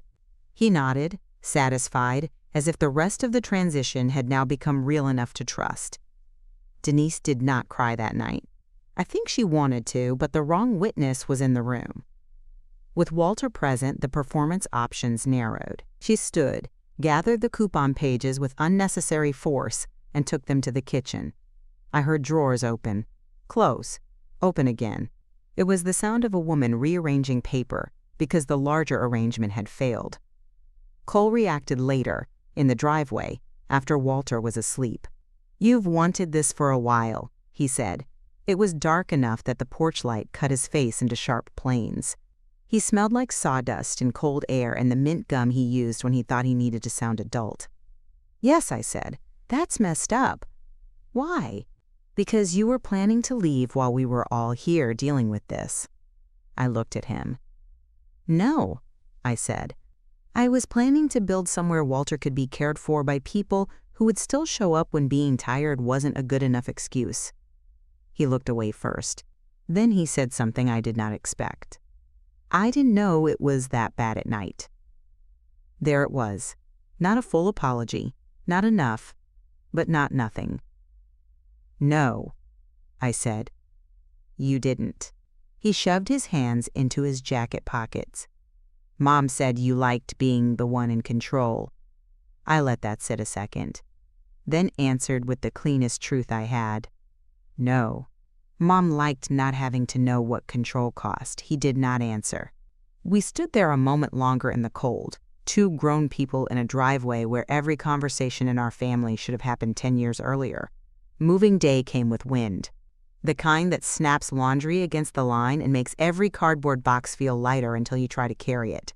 Darlene drove up at 8 with travel coffee and a bag of muffins she claimed were blueberry, and turned out to be mostly batter. Maya flew in the night before because that is the sort of thing she did when she had decided someone mattered. Nina met us at the facility. Evelyn had already transferred the county file. The red toolbox rode in my back seat beside Walter's folded cardigan and the old navy quilt from his recliner. Denise kissed Walter on the forehead before we left. Not theatrical. Not perfect either. Just a kiss from a tired daughter who had spent 2 long confusing presents with care and suddenly found herself out of time to keep doing it. Cole carried the toolbox to the car and set it in without meeting my eyes. Brenna cried openly and hugged Walter too hard. He tolerated it for exactly 3 seconds before saying, "You'll squash the baby if you lean like that." That made all of us laugh, even Denise, and I was oddly grateful for it. No one should leave one life for another under pure sorrow if a little honesty can interrupt it. The drive north was quieter than I expected. Walter dozed for the first hour, woke to ask whether we had passed Dubuque even though we weren't remotely near it, then fell asleep again with one hand on the red toolbox handle. Darlene followed in her own car until the state line, and then peeled off at a gas station after pressing a paper bag of hard candies into my hand and saying, "Call me once your nervous system remembers it lives indoors." At Minneapolis Regional Memory Support, the intake went smoothly enough to feel unreal. Staff who spoke in full sentences, people who asked for documentation and then actually read it, A room with 2 windows, a recliner, a bookshelf low enough for Walter to reach, and a staffer named Malik, who knew how to redirect wandering without laying hands on pride first. Walter looked around the room, took in the chair, the bed, the view of a little courtyard with 2 bare maples, and said, "This is cleaner than home." No one argued. The first night I slept in my own apartment in Minneapolis. I woke at 2:06 out of pure habit. My eyes opened into dark. No alarm, no phone, no bed sensor chirped through 2 walls and a hallway. Just radiator heat, city snowlight against the blinds, and my own pulse slowing by increments as my body remembered that urgency was not the atmosphere anymore. I lay there for a long time. Then I rolled over and slept until 6:30. That sounds small until you've spent years belonging to a sound. The new job started 3 days later. Operations Compliance Coordinator. Better pay, better insurance. Staff who used calendars correctly. An office with broad windows and a break room that smelled like real coffee instead of burnt grounds and stress. On my second morning, I sat at my desk, opened the intake dashboard, and realized no one there knew me as the reliable one. Not the strong one, not the available one, just Ava. The woman who knew what continuity failures looked like on paper and in a body. It was enough. Back in Iowa, the family adjusted the way families do when the invisible support beam is finally removed and the house does not collapse as theatrically as everyone expected. It simply settles into the shape it can actually bear. Denise learned how to speak to me without starting from need, though it took months and several clumsy attempts. The first real conversation we had happened in November. She called to ask how Walter was and then, after a silence that stretched honestly instead of manipulatively, said, "I didn't know how much of the fear I kept handing you." I stood by my apartment window looking at early snow on the railings. "No," I said. "You just knew I would carry it." She cried then, but softly, the way people do when no audience is left to convince. "I did," she said, and I made that sound like love. That was the closest she came to a full confession, and I took it for what it was. Not enough to erase anything, enough to begin speaking in reality. Cole texted more than he called. At first, the messages were awkward weather reports and contractor complaints, and once, inexplicably, a photo of a 6-point buck he had seen near county land. Then, in January, he sent a message that was 3 lines longer than any honest thing he had ever written to me. I didn't know how much you covered because I never wanted to know. Knowing would have meant I had to change. I'm trying to do that now. There was no request after it. No by the way. No cash register hidden behind the apology. So I believed him, a little. Not all at once. A little. Brenna had the baby in October. A girl. They named her June, which I thought was better than the family deserved, and exactly what the baby needed. Once, near Christmas, Brenna sent me a photo of June asleep on Cole's chest while he sat bolt upright on the couch, eyes open, terrified of shifting his arm wrong. I looked at the picture for a long time because it was the first image of my brother I had ever seen, where care and fear occupied the same expression honestly. Walter lasted longer in the bridge unit than Nina first predicted. Longer and better. He wandered less with consistent overnight staff. He liked Malik. He tolerated the activity room. He hated bingo and said so every Tuesday with admirable consistency. Some days he knew exactly where he was. Some days he thought the memory support courtyard was a church parking lot in 1989. But he was safe, and safety is not a small mercy. In March, on a cold afternoon full of wet light, he asked me to bring the red toolbox to his room and open the bottom drawer. Inside were old carpenter's pencils, washers in a tobacco tin, a cracked tape measure, and a folded receipt from 1978 for cedar boards used in the house on Mercer Road. "Keep that," he said. "The receipt?" He nodded. "So if anyone tells you they built a life for you, you can ask what it cost." I still have it. The apartment I rented in Minneapolis was not beautiful in any magazine way. Beige carpet, narrow bathroom, a radiator that hissed like an opinionated ant. But on Saturday mornings, I drank coffee by the window while the buses sighed at the corner, and on Tuesdays, I walked 12 minutes to see Walter after work instead of driving across counties with my stomach tight from racing a bed alarm. Some nights I cooked pasta and let dishes sit in the sink until morning because no one's blood sugar would rise while I slept. Sometimes I still woke early. Trauma doesn't leave just because the address changes, but peace arrived in regular installments, which is often how it comes if it comes at all. In late April, almost a year to the week from the fellowship hall and the color-coded rota on the church refrigerator, I flew back to Iowa for one weekend. Darlene insisted on picking me up from the airport even though her muffler sounded illegal, and she believed every traffic law was advisory. We drove past the library annex on the way to my old apartment building, and when we stopped at the light, I looked at the senior center parking lot where the breakfast had happened. "You all right?" Darlene asked. "Yes," I said, and this time it was true without explanation. There was no dramatic final confrontation after that, no grand family restoration. Real endings rarely work like that. What happened instead was slower and better. Denise stopped saying, "You're the strong one," and started saying thank you in plain language. Cole stopped talking about stepping up and started doing obvious things without needing applause. Brenna asked questions when she didn't know how to do something and no longer treated exhaustion as proof she was exempt from learning. We became a family of lower volume and fewer illusions. Not close, exactly. Not the kind of family that would ever be confused for soft, but real. And I would take real over soft every time. The last thing I want to say is this. I did not win because I had a hidden fortune, or a dramatic legal secret, or a perfect speech prepared under the table. I won because I had records, because I understood the system they were trying to strip for parts, because I stopped confusing my usefulness with my worth, because I learned that silence is only surrender when it protects the wrong people. My name is Ava Mercer. I'm 43 years old. My brother tried to take my caregiver badge the day I lost my job because he thought it was a shortcut to money, access, and praise. He was wrong about what the badge meant. My mother thought my life had become more available because my job had ended. She was wrong about that too. What had ended was not my future. It was their unquestioned access to it. Walter sleeps with staff who know his name at 2 a.m. now. I work in a city where no one confuses competence with obligation.